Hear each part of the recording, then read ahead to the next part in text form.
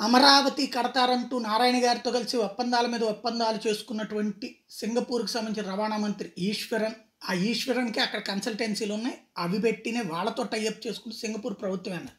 Scene cut చేస్తే ఇప్పుడు ఆ ఈశ్వరన్ 2 రోజుల క్రితం ఆయన రాజీనామా చేయడం, ఆ రాజీనామాని ఆమోదించడం, దాంతో పాటుగా ఆ ఈశ్వరన్‌కి సంబంధించి అవినీతి ఆరోపణలు 27 ఆరోపణలు, 24 అవినీతికి పాల్పడ్డాయి, 3 ప్రభుత్వ విధుల దుర్వినియోగం.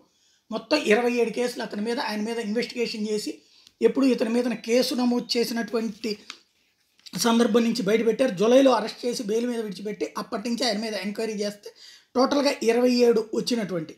ఇందులో కీలకమైనటువంటిది వచ్చేటప్పటికి ఇప్పుడు తాజాగా వెలుగులోకి వస్తున్నటువంటి ఇష్యూస్.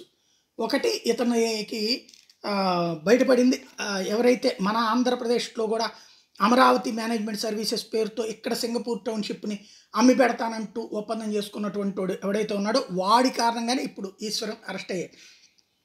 ఈశ్వరన్‌కి సంబంధించి 2,16,00,000 ఇండియన్ కరెన్సీలో 3,85,000 సింగపూర్ డాలర్లు ఇచ్చినట్టుగా రికార్డుల్లో కనుక్కున్నారు. తద్వారా అరెస్ట్ అయింది. ఆఫ్టర్ ఆల్ 2 కోట్లకి ఒక దేశానికి సంబంధించిన రవాణా మంత్రి అయ్యారు. మన దగ్గర అయితే కనుక 100 కోట్లు, 1000 కోట్లు మింగేస్తున్నారు, దర్జాగా తిరిగేస్తున్నారు. ఇంకా పైగా ఎదురు నాటకాలు ఆడుతున్నటువంటి రోజులు. ఇక్కడ మనకి ఆంధ్రప్రదేశ్లోనే చూస్తే వందల వేల కోట్ల రూపాయలకు సంబంధించిన కుంభకోణాలు జరిగిపోయినటువంటి. కాబట్టి అక్కడ సింగపూర్ ప్రభుత్వం నిజంగా మెచ్చుకోవాలి 2 కోట్ల రూపాయలకి అరెస్ట్ చేసినందుకు.